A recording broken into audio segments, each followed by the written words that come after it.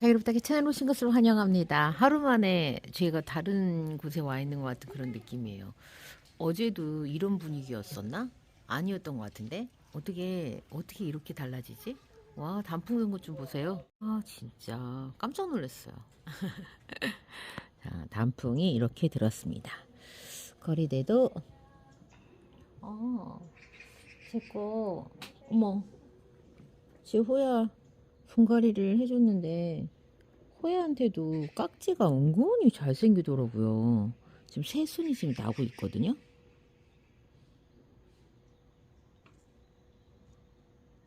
깍지 어디 있나 살펴보는 거야 또. 깍지들이 호야한테 잘생겨. 지금 호야가 지금 적응하느라고 여기서 뿌리 내리고 적응하느라고 엄청 애쓰는 게 느껴져요. 새순 여기 나는데 여기에 깍지가 막 생겨가지고 저기 또 깍지 있는 것 같은데. 새순을 지금 틔우고는 있습니다. 물을 좀 먹여야 되겠다 호야도. 아, 대체로 괜찮음. 아침 저녁 어머 벤바디스도 이뻐졌어.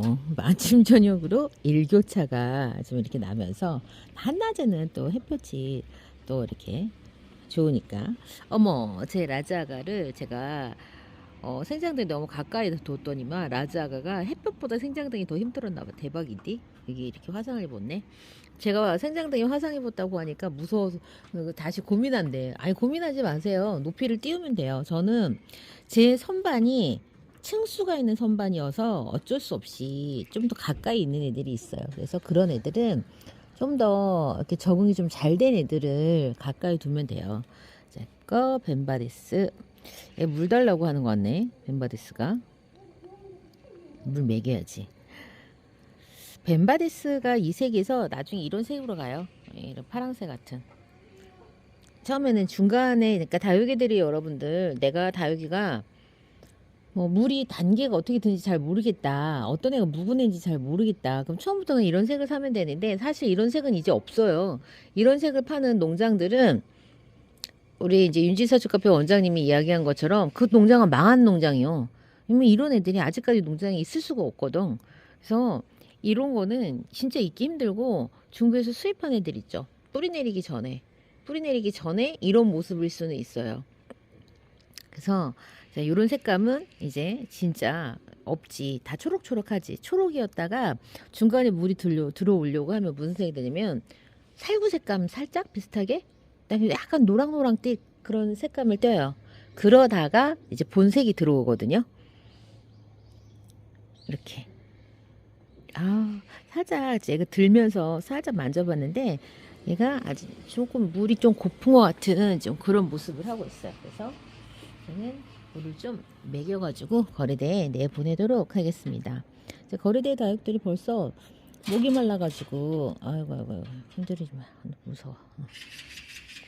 이 캐비어도 얘가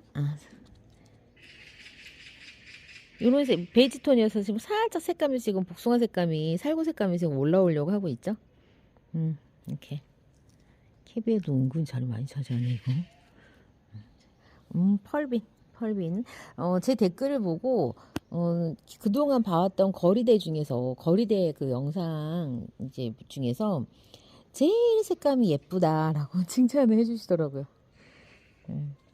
근데 저는 제가 이 다육이들을 묵은 애들을 제가 갖고 와서 그런지 아니면 키핑장에 있던 애를 갖고 와서 그런지 아마 그런 이유가 있을 거예요, 여러분들. 그러니까는 나는 왜 안 되지? 내 거는 왜 안 되지? 이렇게 생각하지 마세요.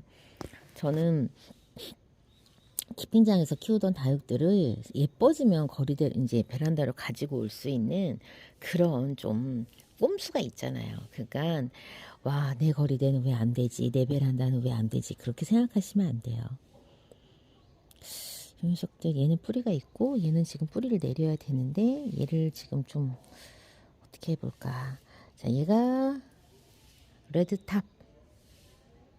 레드탑은 예전에 데일리데일이라고 하는 그런 다육이가 있었는데 살짝 미니마 같이 약간 조금 뾰족한 그런 감이 있는데 얘는 약간 둥글둥글한 그런 느낌, 그 다음에 블루 엘프의 어떤 그런 느낌이 살짝 섞여 있으면서 백분감이 좀 덜해서 이 색 드는 느낌이 훨씬 더 빨리 들어와요. 색이 좀 더 진하게 되는 것 같은 그런 느낌이 드는 다육이가 요 레드탑이에요. 레드탑. 제가 레드탑을 굉장히 좋아하는데 레드탑이 한번 물이 들고 활착을 해서 무거워지니까 여름이 돼도 색을 잘 안 빼더라고요. 근데 그거는 페리도트도 마찬가지예요. 페리도트 같은 경우에는 뭐 물이 드는 게 시간이 조금 걸릴 수 있지만 페리도트도 여름에도 물이 홀라당 다 빠지진 않아요. 보통 세던 부류들이 약간 조금 이렇게 막 금방 빠졌다, 금방 들었다, 막 그럴 수도 있거든요. 그렇기도 하거든요. 근데 페리도트는 안 그렇더라고요. 샹그릴라 같은 경우에는 애시당초 물드는 게 페리도트보다 힘들어요. 걔는. 그런데 샹그릴라보다도 페리도트가 더 진득하니 물 그 색감을 갖고 있더라고요. 자, 베란다에 안쪽에 있었던 파랑새를 밖에다 내놨습니다. 얘는 원래 예쁘게 물이 들었었던 애예요. 자, 지금 여러분들 제가 크림티를 가위집을 내가지고 잎을 지금 잘라줬잖아요. 보시면 요거 지금 요 크림티를 가위집을 주워서 잘라냈어요. 자, 지금 요 계절에 가을 접어들면서 새로 나는 곳이 여기 지금 생장점 부근에 동글동글하고 짤뚱한 거고요. 기존의 잎은 이렇게 길었어요. 이건 아마 지난 봄부터 여름까지 키워낸 성장하는 기에 이제 있었던 이제 그런 이파리일 건데 얘가 그렇게 나오더라고요. 얘는 이제 올 봄부터 이제 새 잎이 나오기 시작해가지고 짤뚱하고 동글동글맞게 지금 이렇게 변했거든요. 이러다가 이제 성장이 어느 정도 멈추잖아요. 그러면 진짜 짤뚱하고 단단한 그런 잎이 새 잎이 이제 왜냐면 성장을 빨리 못 하잖아. 근데 기존에 있던 잎들은 어느 정도 사이즈를 갖고 있잖아요. 근데 새로 나는 잎이 날이 너무 추워갖고 애가 성장을 제대로 못 하니까 새 나는 이 새순 잎하고 기존의 잎하고 이 사이즈 차이가 많이 나면서 그런 게 조금 있어요. 자, 그게 어떤 다육들이 그래요? 성장기에 이제 성장을 이제 폭풍 성장을 딱 하는 애들이 이제 그런 경향들이 있어요. 특히 이제 샴페인 같은 경우에도 전 독일 샴페인, 백분감이 강한 독일 샴페인에서 그런 일이 있고요. 그 다음에 요 크림티랑 크림선에서 그런 일이 있어요. 크림선이 특히 좀 더 강해요. 크림선이 그런 일이 있습니다. 그리고 또 어떤 애가 있냐면 기르바의 장미도 좀 그런 모양새가 있고요. 그러면 무지개 여신도 그래요. 무지개 여신도 새로 나는 잎하고 기존의 잎하고 단수 차이가 많이 납니다. 여기 보시면. 이거는 왜 그런 거예요? 라고 하면 저는 개인적으로 어떻게 생각을 하냐면 다육들이 특정 온도에 성장을 많이 하는 다육들이 있어요. 좀 진득하게 막 이렇게 천천히 뭐 날이 굳은 날이나 좋은 날이나 춥거나 덥거나 그냥 꾸준하게 크는 게 아니라 특정 그 계절 구간에서 성장을 확 하는 그런 다육들이 저는 있다고 생각하는데 저는 독일 샴페인이 봄부터 여름까지 성장하는 걸 제가 많이 봤어요. 특히 백분감 있는 애들이 그런데 먼노는 그래도 그게 거의 없어. 먼노는 그렇지 않은데 독샴이 그러더라고요. 근데 얘도 그래요. 얘도. 요 크림선도 그래요. 그리고 무지개 여신이 저게 차이가 많이 나고요. 그래서 예전 잎하고 새 잎하고 차이가 많이 나. 그래서 제가 저번에도 기르바의 장미 소개할 때도 말씀드렸지만 새 잎이 짤뚱한데 밑에 잎이 길어. 그건 뭐야? 얘네들의 성장 구간이 보통 언제겠어요? 그게 봄부터 여름까지죠. 이렇게 성장했는데 가을 접어들고 날이 추워지니까 얘네들의 성장이 단단하게 천천히 돼. 그러면 뒷잎은 긴데 앞잎은 짧아. 그랬어. 그러다가 겨울에 싹 나. 그러면 전부 다 얘네들이 하엽으로 가면서 짤뚱하고 단단한 잎이 만들어졌어.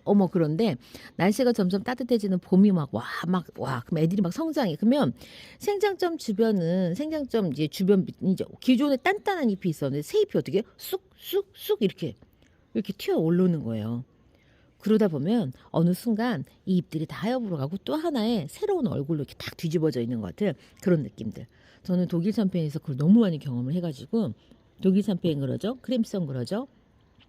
지금 얘네들 보면은 얘네들도 이제 이렇게 있잖아요. 겨울 내내 내년 봄까지 얘네들이 짧은 잎으로 다 가. 얘네들이 이 긴 잎이 다 이제 떨어져 하엽으로. 그럼 짤뚱하고 동글동글 맞잖아요. 그러다가 이제 봄 돼봐요. 무지개 여신이 의외로 이파리 깁니다. 봄 되면 걔네들이 삐쭉삐쭉 이렇게 나오면서 다시 이제 어떤 성장기에 접어들면서 살짝 긴 잎이 나올 수 있어요. 그래서 그런 이 현상들이 있더라. 근데 주구장창 크게 그거더라. 먼로 그다음에 다른 독샵을 제외한 다른 샴페인들 그다음에 창다육들은 그런 게 별로 없어요. 근데 기타 다른 다육들은 그냥 웃자라는 거예요. 목대가 그냥 나와버리죠. 그냥 목대가 그냥 나와버리면서 그냥 그렇게 커요. 특히 여러분들 라자가도 목대 진짜 잘 나옵니다. 와, 나 저거 목대 나오는 거 보고 깜놀 놀랐어. 사무실에서 라자가 하나 키우는데 라자가가 목대가 그냥 목대가 그냥 홀랑 나왔어. 그래서 그렇게 목대가 밑에 잎들을 두고 목대가 훌렁 나와버리면 그런 애들은 교정 불가예요. 교정 불가야. 걔네들은 진짜 꼬집어 갖고 차라리 아니면 잘라줘서 우 따로 아래 따로 그냥 그렇게 키우는 게 더 나을 수도 있어요. 얘는 라자가 쌩얼, 아까 걔는 라자가 금. 예쁘죠? 라자가 여러분 한번 보시면요. 자, 이름이 라즈아가 이렇게 돼 있죠.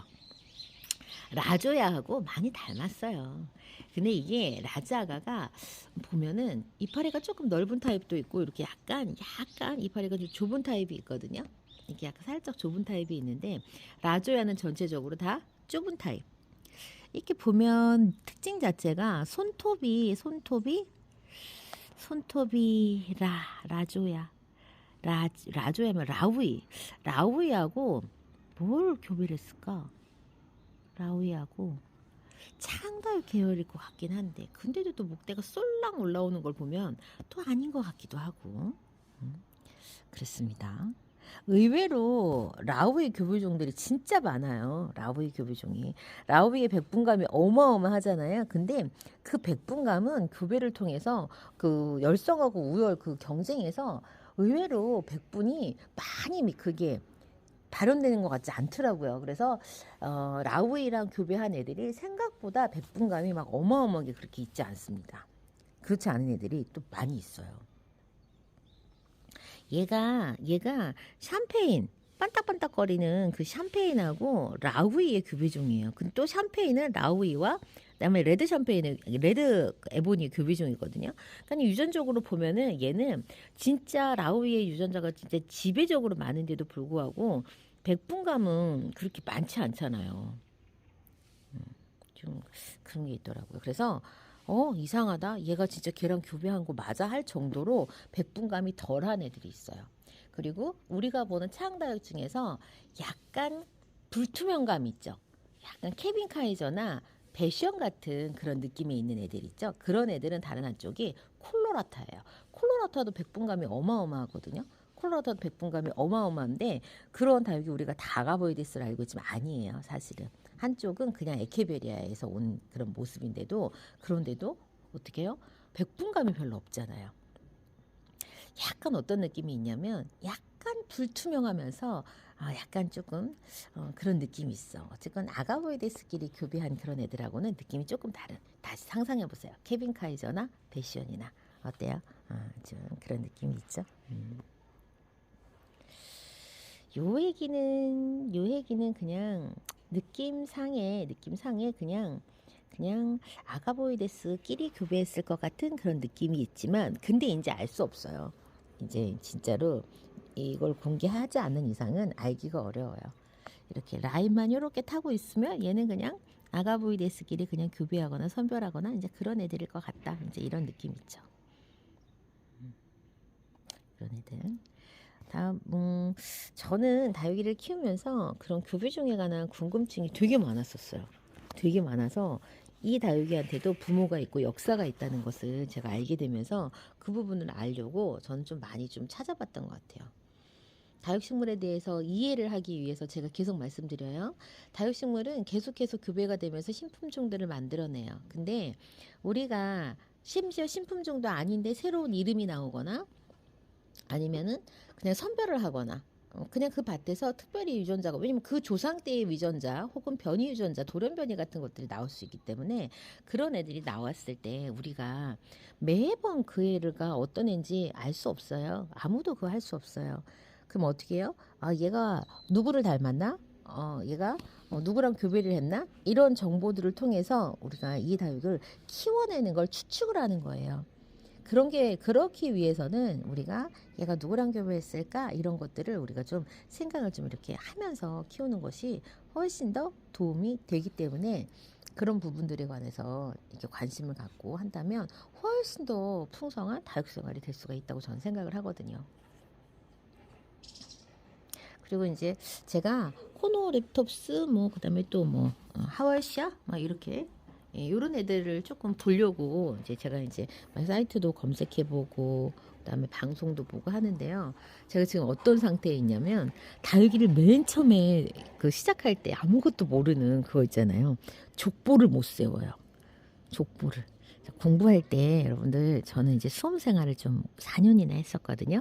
그때 그러니까 고등학교 때까지도 공부하는 방법을 잘 몰랐는데 그때 알게 됐어. 뭘 알게 됐냐면 공부를 하려면 목차를 먼저 잡아서 전체가 처음부터 끝까지 어떻게 이게 구성이 되고 흘러가는지를 꿰차고 있어야 되거든요. 그러면 다육도 마찬가지예요. 모든 것들이 마찬가지거든요. 목차를 꿰차고 있어야 돼요. 그럼 얘네들은 족보, 역사를 꿰차고 있어야 돼요. 와, 나는 그런 거 모르겠는데, 이게 달라.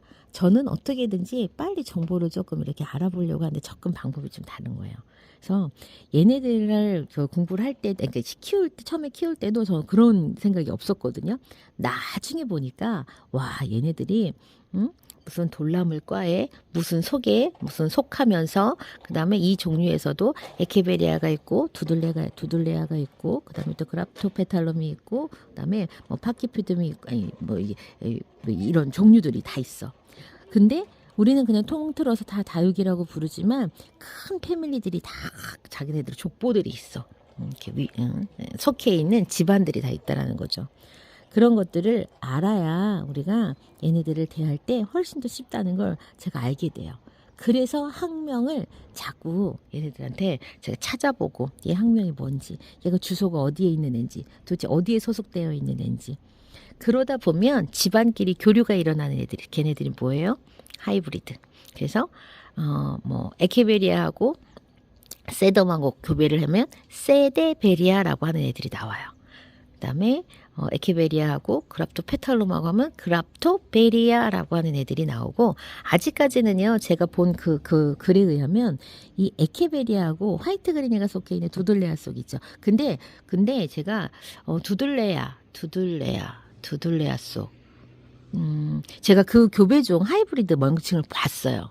그러니까는 그 두 개도 교배가 된다면 이제 어떤 그런 특정 그런 모습을 가진 애들이 나타나겠죠. 교배가 안 된다고 어렵다고 제가 어디서 글을 봤거든요. 그래서 두들레아 속 애들하고 에케베리아 속 기타 다른 종류들이 이 교배가 잘 안 된다라는 글들을 제가 본 것 같아요. 지금도 노력하고 있겠죠. 교배종 하이브리드들을 만들어내려고. 전혀 우리가 접하지 못한 새로운 어떤 그런 품종들을 만들어내려고 많이들 육종가들이 노력을 하고 있을 거예요. 근데 대부분 우리가 만나는 애들은 이미 원종은 없고요. 다 교배종의 교배종, 선별종 이런 애들을 다 만나고 있어요. 제가 그때도 말씀드렸듯이 여기에 원종이 하나도 없어요. 하나도. 다 교배종이에요. 다 교배종. 전부 다 교배종이에요.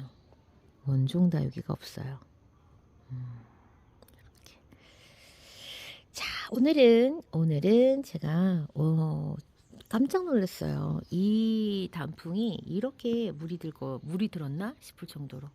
그래서 이거 보면서 야, 시간이 진짜 어떻게 하루 이틀 상관으로 이렇게 달라지나 싶은 생각이 들어서 여러분께 또 보여드리고 제 다육들도 보여드리면서 이야기 마쳤습니다. 전 다음 시간에 또 다른 이야기로 다시 찾아뵐게요. 그럼 안녕히 계세요.